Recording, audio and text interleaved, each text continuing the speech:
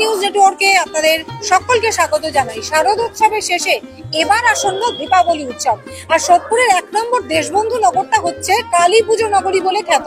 কারণ এখানে পরপর কয়েকটি কালী পুজো হয়, যেটা সাড়ম্বরে পালিত হয়। আর এই মুহূর্তে আমরা চলে এসেছি সোদপুরের 1 নম্বর দেশবন্ধু নগরের মিলন সংঘের কালী পুজোয়। এই মিলন সংঘের শ্যামা পুজোর এবার 67তম বর্ষ, এবং এই 67তম বর্ষে এই মুহূর্তে আপনারা দেখতে পাচ্ছেন তাদের মণ্ডপ সজ্জা তৈরি হচ্ছে একেবারে দ্রুত গতিতে। বলা যেতে পারে নাওয়া খাওয়া ভুলে এখানকার কারিগরেরা কাজ করছেন, সেই ছবিটা আপনারা দেখছেন। এবং ইতিমধ্যেই দেখতে পাচ্ছেন এই মণ্ডপ সজ্জাতে সূক্ষ্ম কাঠের ওপর সূক্ষ্ম কারুকার্য, কৌড়ি মহল তারা নাম দিয়েছেন। অর্থাৎ কয়ে কাঠ কয়ে কালী, সেই থেকে এরা কৌড়ি মহল নাম দিয়েছে। পুরো মণ্ডপটাই কিন্তু কাঠের তৈরি, এবং সেই কাঠের ওপরে সূক্ষ্মাতি সূক্ষ্ম কারুকার্য করা হচ্ছে এবং তুলে ধরা হচ্ছে বিভিন্ন মাতৃমূর্তি।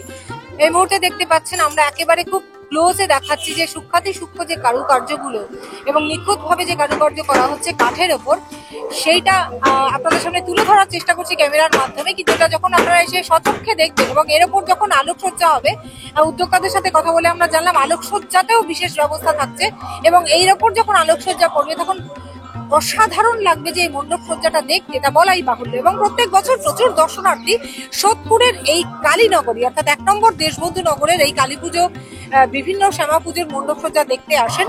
তার মধ্যে কিন্তু অন্যতম মিলন সংঘের পুজো 67তম বর্ষে তারা আরো অভিনব মণ্ডপ সজ্জা তৈরি করেছেন দর্শকদের জন্য। এবং এই মুহূর্তে আমরা তুলে ধরছি যে কতটা কাজ সম্পন্ন হয়েছে, কারণ আপনারা জানেন যে আগামী 20 তারিখ এবছরের কালী পুজো পড়েছে। হিন্দু ধর্মাবলম্বীদের অন্যতম আরেকটি প্রধান উৎসব এই কালী পুজো অর্থাৎ দীপাবলি। এই মুহূর্তে যে ছবিটা দেখছেন এটা মণ্ডপ সজ্জার অন্দরের সিলিং এর ছবিটা। আমরা সিলিং এর ছবিটা তুলে ধরছি। এখানেও সূক্ষ্মাতি সূক্ষ্ম কারুকার্য অবশ্যই বর্তমান, এবং এর ভেতরে আলোকসজ্জা করবে। কাঠের ওপর আরো সূক্ষ্ম কারুকার্য করে তুলে ধরাই এই শিল্পীরা চেষ্টা করছেন দিন রাত এক করে। এই মুহূর্তে সেই ছবি দেখছেন, এবং বিভিন্ন যে ভাগ ভাগ করে যে প্রকোষ্ঠ তৈরি করা হচ্ছে তার মধ্যে বিভিন্ন মাতৃমূর্তি রয়েছে। এবং এখানে আমরা দেখতে পাচ্ছি যে পুরোটাই কাঠের কাজ এবং কাঠের রঙই বর্তমান, আলাদা করে তারা কিন্তু কোনো রং দেওয়া হয়নি, এবং এই রংটাই থাকবে বলেই তারা জানালেন। আমরা উদ্যোক্তাদের সাথে কথা বলবো। এই মুহূর্তে দেখতে পাচ্ছেন যে আমি যেমন কিছুক্ষণ আগেই জানালাম যে কাঠের গোটা মণ্ডপ সজ্জা, তার মধ্যেও কিন্তু এই যে সূক্ষ্মাতি সূক্ষ্ম মাতৃমূর্তি, কোথাও কালী মূর্তি বা কোথাও বা অন্য দেবদেবীর মূর্তি, সেগুলো সূক্ষ্ম কারুকার্যের মাধ্যমে নিখুঁতভাবে ফুটিয়ে তোলা হয়েছে। মণ্ডপ সজ্জার অন্দর সজ্জাটা মানে ভেতরের অংশটা আপনারা দেখছেন, এর প্রত্যেকটা যে দেওয়াল তৈরি করা হয়েছে, দেওয়ালে এরকম দেবদেবীর মূর্তি সূক্ষ্ম কাঠের ওপর খোদাই করে তৈরি করেছেন কারিগরেরা। 5 বিভিন্ন দেবদেবীর মূর্তির মধ্যে এখানে গণেশের মূর্তিও তৈরি করা হয়েছে, সেটাও কাঠের ওপর খোদাই করে। তারপরে রয়েছে রাধা কৃষ্ণের মূর্তি। অর্থাৎ মণ্ডপ সজ্জার ভেতরে যখন প্রবেশ করবেন, বলা যেতে পারে গর্ভগৃহে যখন প্রবেশ করবেন, তখন দেওয়াল জুড়ে কাঠের ওপর এরকম ভাবে সূক্ষ্ম কারুকার্য করা বিভিন্ন দেবদেবীর, হিন্দু দেবদেবীদের মূর্তি আপনারা দেখতে পারবেন। এই মুহূর্তে দেখতে পাচ্ছেন রাধা কৃষ্ণের মূর্তি। এখন আপনারা দেখছেন মহাদেবের মূর্তি। আমি বেশ কিছুক্ষণ ধরেই আমরা তুলে ধরছি যে একের পর এক মূর্তি খোদাই করে দেবদেবীর, হিন্দু দেবদেবীদের মূর্তি খোদাই করে রাখা হয়েছে। এবার দেখতে পাচ্ছেন মহাদেবের মূর্তি, মানে আমাদের হিন্দু ধর্মাবলম্বীদের যে কজন দেবদেবী আছে তার মধ্যে বেশ কিছু দেবদেবীর মূর্তি তুলে ধরা হয়েছে। এবং পুরো অন্দর সজ্জা সিলিং থেকে শুরু করে দেওয়াল জুড়ে কিন্তু এভাবেই সূক্ষ্মাতি সূক্ষ্ম কারুকার্য করা হয়েছে, এবং কাঠের কাজ কাঠের রঙই রাখা হচ্ছে, আলাদা করে কোনো রং ব্যবহার করা হচ্ছে না। এই মুহূর্তে দেখছেন কারিগরদের চূড়ান্ত তৎপরতা। আমরা এবার উদ্যোক্তাদের সাথে কথা বলবো যে তারা কিরকম আলোকসজ্জা রাখছেন, মাতৃমূর্তিতেই বা কি অভিনবত্ব থাকছে। আমরা একটু উদ্যোক্তাদের পেয়ে গিয়েছি, তাদের সাথে কথা বলে নি। 67তম বর্ষে কৌড়ি মহল একটা অদ্ভুত নাম, মানে এই নামটা কেন বা এই নামকরণই বা করা হয়েছে? বিষয়টা হচ্ছে এই প্যান্ডেলটা পুরোটাই কাঠের তৈরি, 65 ফুট উচ্চতা আর 70 ফুট চওড়া। এটা সম্পূর্ণ কাঠের মহল, মানে কাঠ দ্বারা তৈরি, এর জন্য একে কৌড়ি মহল বলা হচ্ছে।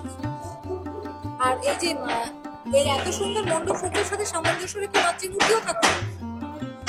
মাতৃমূর্তির বিশেষত্ব, মাতৃভূমি হচ্ছে আমরা এবার মা দুর্গাকে সাথে নিয়ে পুজোটা করছি। এই শ্যামা পুজোতে মা দুর্গাকে সাথে রেখেই শ্যামা পুজো করছি। এবারের নতুন এই উদ্যোগ নিয়ে এই কাজটা করছি। মাতৃমূর্তিতে কতটা উচ্চতা থাকছে, এত বড় উঁচু প্যান্ডেলে?